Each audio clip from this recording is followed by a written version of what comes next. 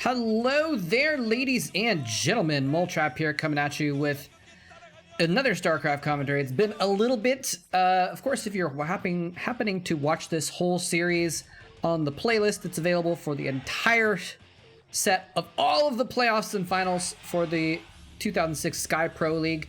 Then this will not necessarily make much sense to you. But if you've been watching them as they've come out, then I have to apologize that I haven't come out with a video in a little while.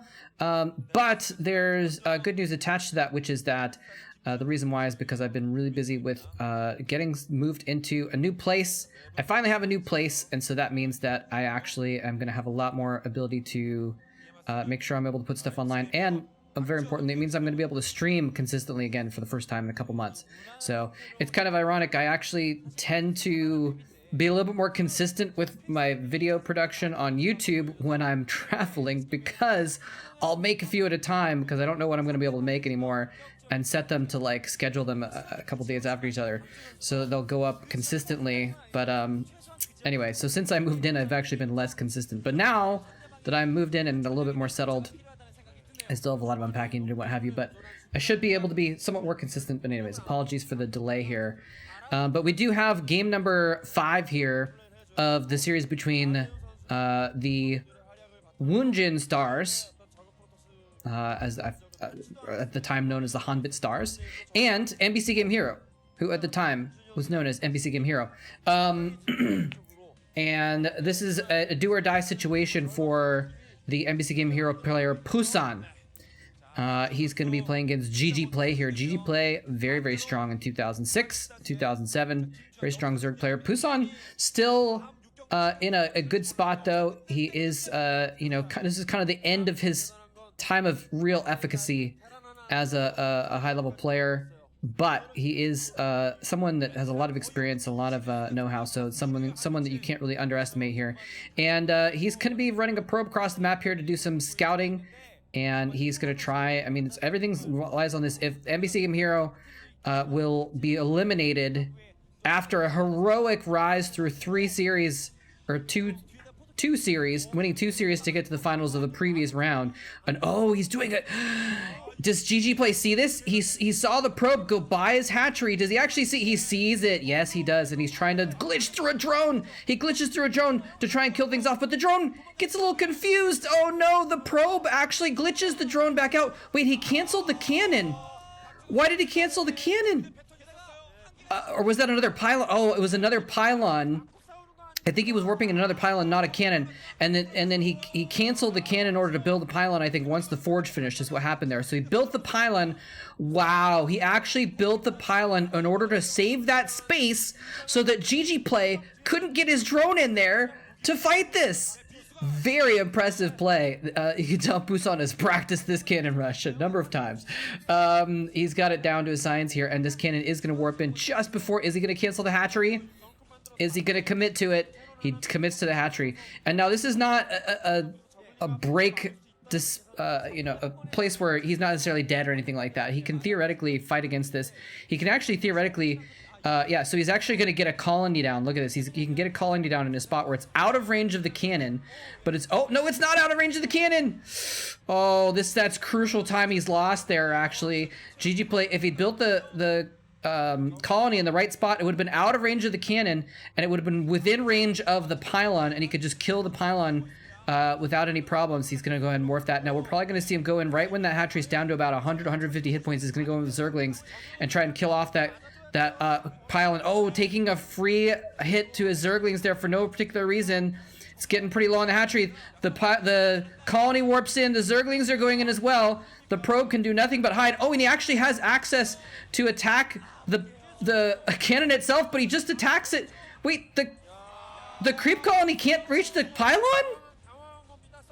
Or is it glitched out or something?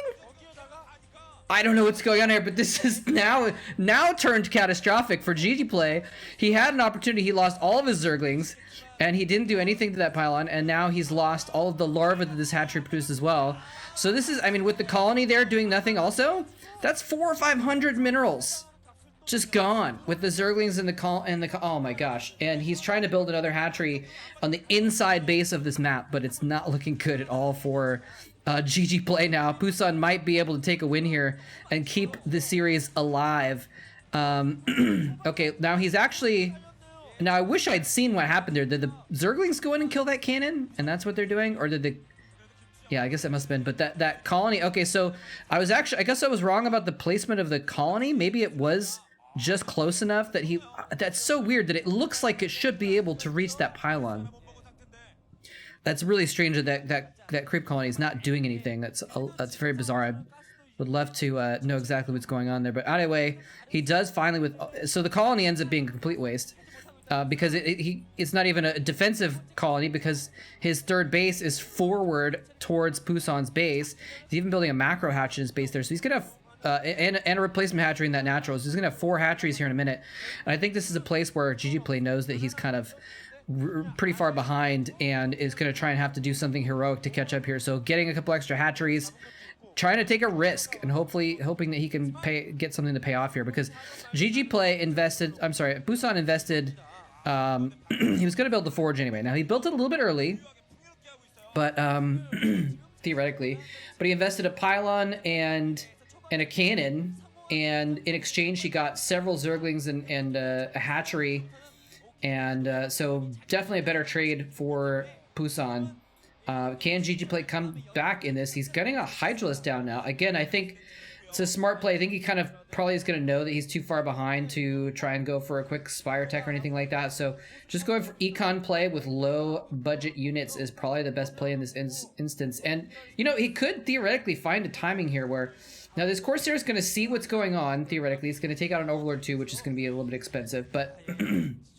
we could have a little bit of a timing here where Pusan has done some damage, but now he's not building units. He's just teching up and getting stuff going. And there could be a timing where GGPlay could theoretically just come out with a bunch of Hydralisks and go for a killing blow. And we'll see if that's what's going to happen. He has actually, never mind, he's morphing a lair. He's getting a few Hydralisks out, so he's going to try and play, instead of trying to go for a counterattack all in, he's going to play to try and take advantage of one of the strengths of the Zerg, which is that you can cut more corners than any other race in StarCraft, meaning that you can build drones instead of units. It's not like, you know, with Protoss or Terran, you just have one Nexus or 2 command centers or whatever it is, and you can only build out of those. You can try and be a little bit greedy as the Zerg by building extra economy, and we saw him teching up, getting just a few Hydralisks to deal with those Corsairs while he techs up. But now we do see Pusan has continued building Zealots. He's pushing across the map here. Don't know if there's any upgrades on those Zealots right now, but now it's the time when he's kind of forcing GGPlay to respond to this. GGPlay can't be greedy anymore, or he's going to lose his third base to this little attack. Trying to block the ramp with the Zerglings while he puts the Hydralisk on top. A beautiful choke point for him to defend here with only one Dragoon firing uphill. This is a bad spot for Pusan to fight, and he's actually going to lose one Zealot and possibly another one, but he's going in with those Corsairs again to kind of distract. But there's the thing, this map is split in half vertically, but there's several different lanes across the middle, the lower middle, and the bottom. And so Pusan just says, okay, well, I can't break up your ramp. I'm just going to go around the long way then and go into your natural expansion from the other side. Now that sunken colony from before is now finally going to be a part of the game. It's going to be part of the play here. It's going to be part of the defenses against this sideways attack. And he's got 2 more again to accompany that. More Zerglings are coming in here to try and defend. Good play here, putting the Zerglings into a fight on top of the Zealots, on top of the Sun Colonies to do damage there. Hydra's coming from the side as well. This could be GGPlay potentially holding this off and coming back, and instead he's going to tap out as the Zealots overwhelm his defenses, and I guess he just had nothing left in the bank because he just goes ahead and gives up, and Pusan with the thumbs up. Pusan with the thumbs up. That reminds me of that gif of the kid from the 80s who's sitting at a computer who gives a thumbs up to the camera. Anyway, so Pusan, a well-deserved thumbs up indeed, saving his team's status in the finals. It's going to bring it to a 2-3 situation for MBC Game Hero. Now here's the thing. The next game will be the 2v2 match. Remember, this is a best of 7. There's 1v1, 1v1, 2v2, 1v1, 1v1, 2v2, and then an ace match 1v1. Unfortunately, I cannot find the 2v2 match, the second 2v2 match for this series. It's not on TLPD. It's not on. It's not in the torrent that I found that supposedly had all the Pro League games. In fact, this particular game wasn't even in the torrent. I had to find it on YouTube. So I'm gonna look one more time just to see if I can find it somewhere. But I may have to skip the game. So if you don't want to hear the results of that, go ahead and turn this off now. But I'm just gonna tell you that if you've tuned out, if you don't want to. MBC game does win the second 2v2 match. Sunny and Max beat 9-10 and the Zerg.